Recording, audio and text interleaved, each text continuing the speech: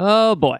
Ever since the XK-416 was released into the game, people, especially the sweaty veterans that are in Prestige 5, are just spilling salt after salt over the XK-416's overpoweredness, and how this weapon is for any new players, and it's ruining the game, they say. However, today, I'm gonna embarrass them in this video. So, the XK-416. It's a solid weapon. I did say the last time that it could compete with the other high-tier assault rifles, or so it's what I thought. I compared the Prestige Zero weapons, and we could easily see why people say it ruins the game. Even when you add blackout rounds, the 416 still defeats the other Prestige Zero weapons. At long ranges, it has the edge over almost all the other weapons that have to be unlocked.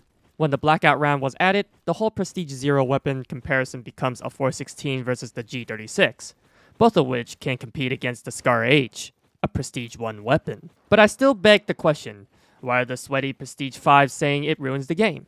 So, I took the most popular Prestige 3 weapons and pitted against the XK-416, with the blackout round of course, and, well, I don't see a reason for crying about the XK-416. Even in long ranges, the 416 is still left out in the dust. And so imagine it without the blackout rounds. The XK-416 has no competition against the higher up weapons. End of story, right?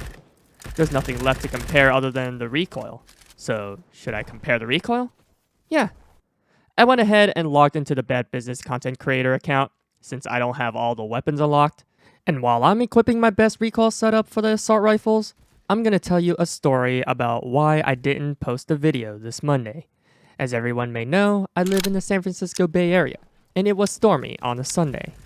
The drain that was close to our front house wasn't draining at all, so there was flood at the front of our driveway. The stairway at the side of the house turned into a waterfall, and soil began eroding under our driveway, and everyone knows erosion near our house is a recipe for disaster, and an insurance nightmare. I called 911, and the fire department showed up, and they didn't help. And we called our city public works, but they were overwhelmed with the major flood that was happening close to the freeway, and they never showed up. So I took matters into my own hands. I cleared the public drain out myself, but we could only pull out so much, and the drain was still not flowing. So thank me for the public service. Support was unreliable. Anyways, back to the assault rifle comparison. I put as many recoil control attachments and decreased as much vertical recoil as I could. And sure enough, it is easy to see why people hate the 416.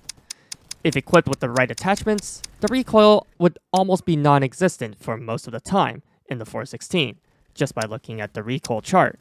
Even I have some reservations about the low recoil on the 416, even without any attachments. At the end of the day, it's not a good weapon if you are to say, for example, getting the best damage off per second in a close range. But then again, if veterans are expected to be able to control their recoil, why would you want to use a starter weapon when there are better ones like the Honey Badger? The Honey Badger has 630 damage per second to the head and 476 damage to the torso at close distance. And the M4A1 is barely different from the Honey Badger, while the XK-416 can do 525 damage per second to the head at most. It is no wonder why the Honey Badger and the M4A1 are so heavily favored over the other weapons. And if you ask me which assault rifle I like in Bad Business, I would personally choose the M4A1.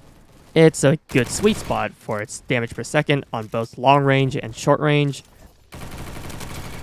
Its damage drop-off is not bad at all.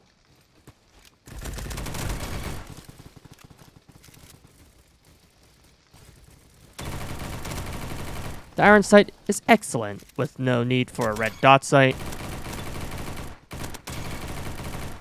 And its recoil isn't too bad either. The Honey Badger is decent up close.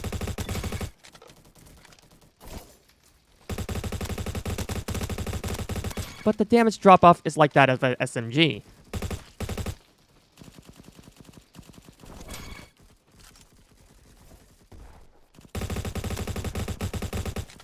Plus, it has suffered several statistical nerfs throughout this year.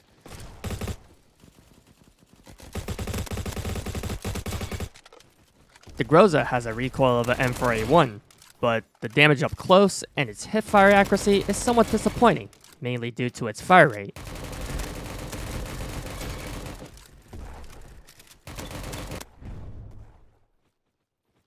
And the XK-416 has an excellent recoil, but I would discourage aiming at the limbs if you wanted to make your shots count, which is almost impossible. So, if you see a sweaty Prestige 5 complaining about a new player killing him with the 416, tell him it's a skill issue. But at the end of the day, I'm not an arbiter of what a good assault rifle is. I just state the facts, and then provide my own opinions whether you like it or not. But anyways, I hope you guys enjoyed my video. Leave a like on this video if you enjoy it. Subscribe if you like my content, as I'll be posting more statistical stuff on Bad Business, and maybe on other FPS games. And come hang out with me on my Discord, link in the description below. This is KingMoyai signing off. Take it easy.